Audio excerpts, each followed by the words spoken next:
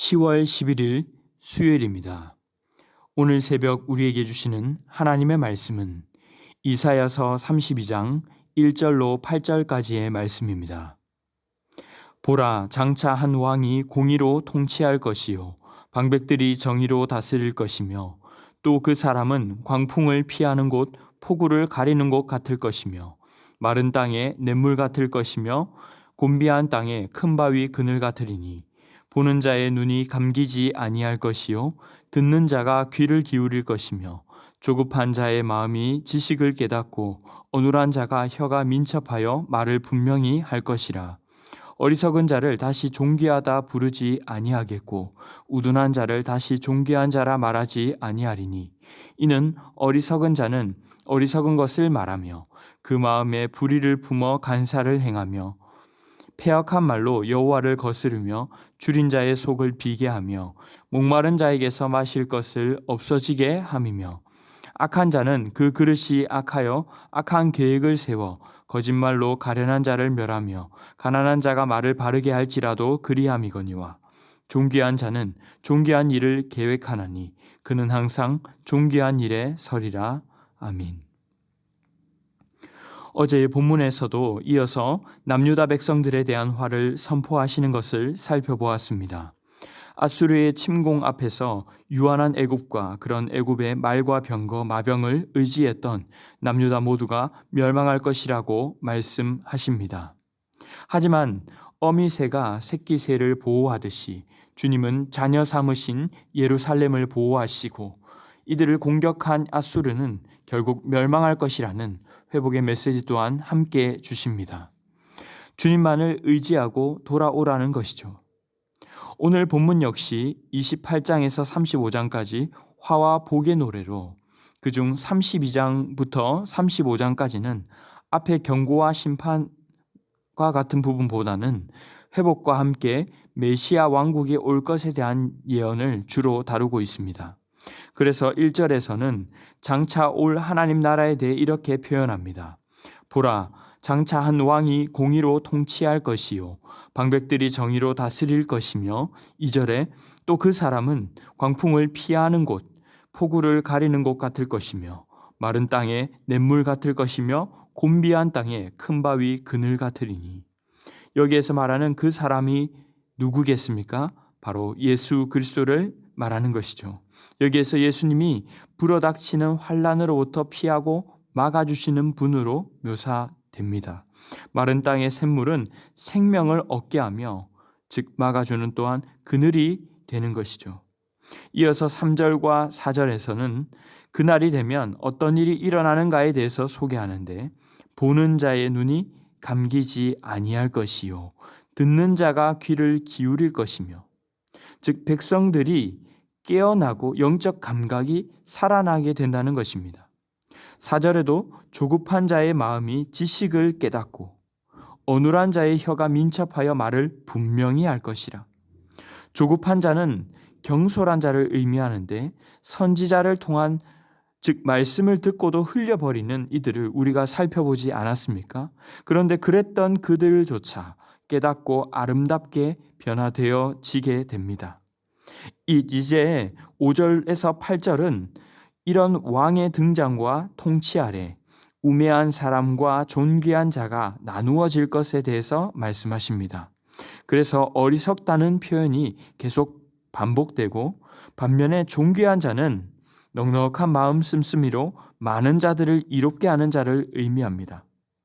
지혜로운 통치자이신 주님의 다스림을 받아야 하는데 그렇지 않은 사람들은 마음에 불의를 품은 채 간사한 행동, 패역한 말들을 하면서 결국 다른 가난한 사람들을 더 어렵게 만드는 것입니다. 하나님을 경외하는 자들은 줄인 자들에게 먹을 것을 나눠주고 목마른 자에게 공급하는 등 이웃과의 관계로 표출되어야 합니다.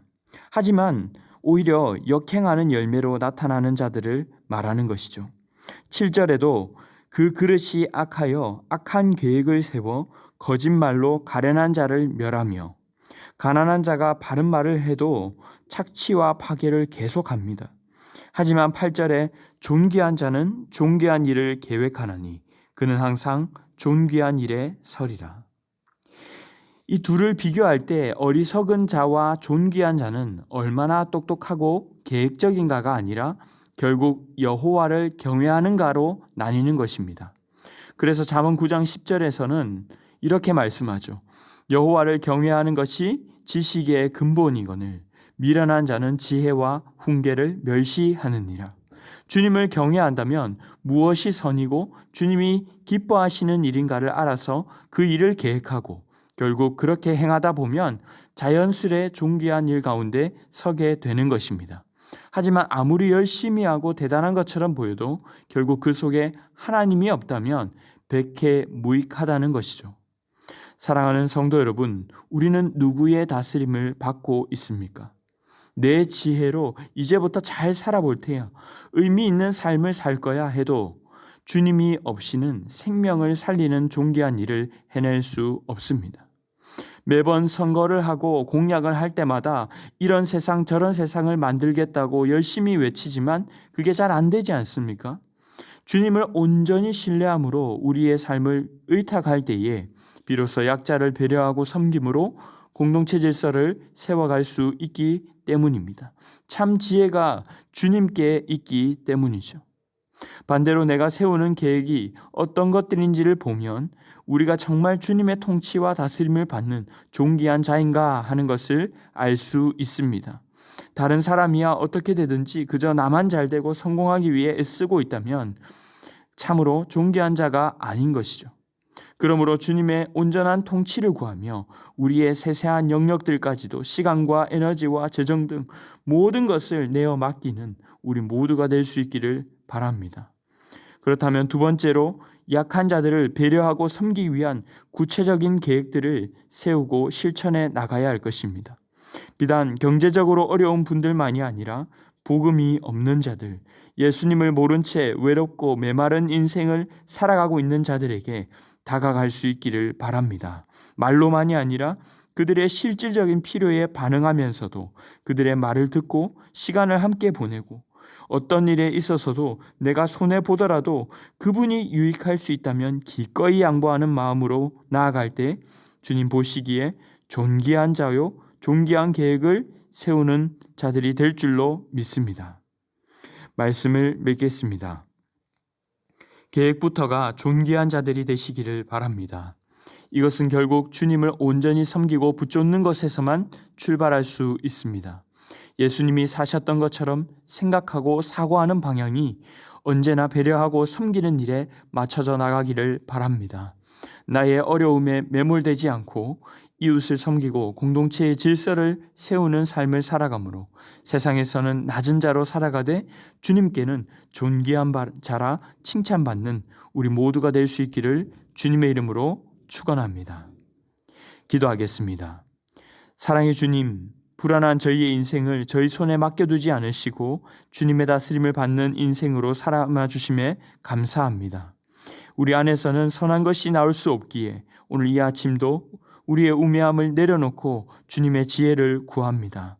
나의 유익을 위해 남을 짓밟고 살아가려는 계획을 멈추게 하시고 오직 주님이 기뻐하시는 선하고 존귀한 계획으로 변화될 수 있도록 인도하여 주시옵소서.